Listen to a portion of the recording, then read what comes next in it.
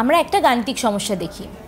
দেখো এখানে বলেছে যে একটি কাজ ক 12 দিনে ও খ 20 দিনে করতে পারে। ক ও খ একত্রে ওই কাজটি কত দিনে করতে পারবে? মনে করো তুমি পুতুলের জন্য একটা ঘর বানাচ্ছ।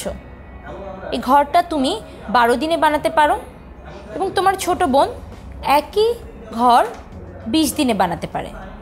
কিন্তু যখন তোমরা একই সাথে কাজ করবে তখন কিন্তু আরও কম দিনে কাজটা শেষ করতে পারবে।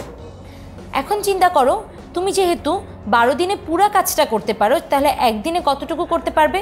অবশ্যই 12 ভাগের এক অংশ।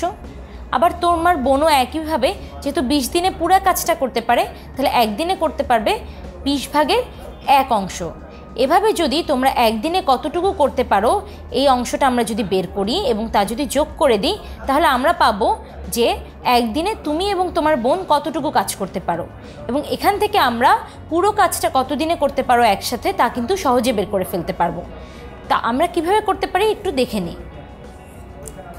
দেখো, ক 12 দিনে একটা কাজ করে, তাহলে একদিনে করে 12 ভাগের 1 অংশ। আবার খ 20 দিনে একটা পুরো কাজ করে, তাহলে একদিনে করে 20-এর 1 অংশ। এবং ক ও খ একদিনে তাহলে কতটুকু করে? 20-এর 1 যোগ 12-র 1 অংশ। এটা করলে আমরা পাই 15 ভাগের 2 অংশ। এখন এটা হলো ক ও খ একত্রে একদিনে কতটুকু কাজ করতে পারে। তাহলে ক ও খ যদি একদিনে এই অংশটুকু করতে পারে, তাহলে আমরা যদি এক বা সম্পূর্ণ অংশ কত দিনে করতে পারে এটা যদি বের করি, তাহলে কিন্তু আমরা আমাদের কাঙ্ক্ষিত উত্তরটা পেয়ে যাব। দেখি আমরা কিভাবে করতে পারি। ক ও খ 2/15 অংশ করে একদিনে, তাহলে 1 বা সম্পূর্ণ অংশ করবে 1 ভাগ 2/15 দিনে। এখন একটা জিনিস খেয়াল করো, আমরা জানতাম যে ছোট অংশটা যেহেতু একদিনে করছে, তাহলে পুরো অংশটা করতে কি আরেকটু বেশি দিন লাগবে। তাহলে আমাদের কিন্তু গুণ করার কথা ছিল, কিন্তু কখন? যখন কিনা এই সংখ্যাটা পূর্ণ সংখ্যা হবে। কিন্তু দেখো, এই সংখ্যাটা পূর্ণ সংখ্যা না, এটা কিন্তু একটা ভগ্নাংশ।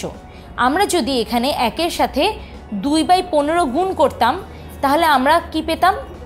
2/15ই পেতাম, যা কিনা একদিনের চেয়েও কম সময়। এই সময়ের মধ্যে কি পুরো অংশটা কমপ্লিট করা সম্ভব? কখনোই না। অবশ্যই যেহেতু একটা অংশ করতেই আমাদের একদিন লাগে, তাহলে পুরো অংশটা করতেই আরও বেশি দিন লাগবে। তাই জন্য আমাদের যখন ভগ্নাংশ থাকবে, তখন যদি আমরা দেখি যে আমাদের একবার সম্পূর্ণ অংশ করতে বেশি দিন সময় লাগবে, তখন তা আমাদেরকে ভাগ করে দিতে হবে। তাহলে আমরা উত্তরে একটা বড় সংখ্যা পাবো। তাহলে আমরা যেহেতু ভাগ করলাম, তাহলে ভাগের সময় আমরা জানি কি করতে হয়, গুণ চিহ্ন দিয়ে ব্যস্তকরণ করতে হয়, এবং সেখান থেকে আমরা ক্যালকুলেশন করলে 7/2-এর 1 দিন পাবো। তাহলে এই ধরনের গাণিতিক সমস্যাগুলো আমরা এভাবে সহজে সমাধান করতে পারি।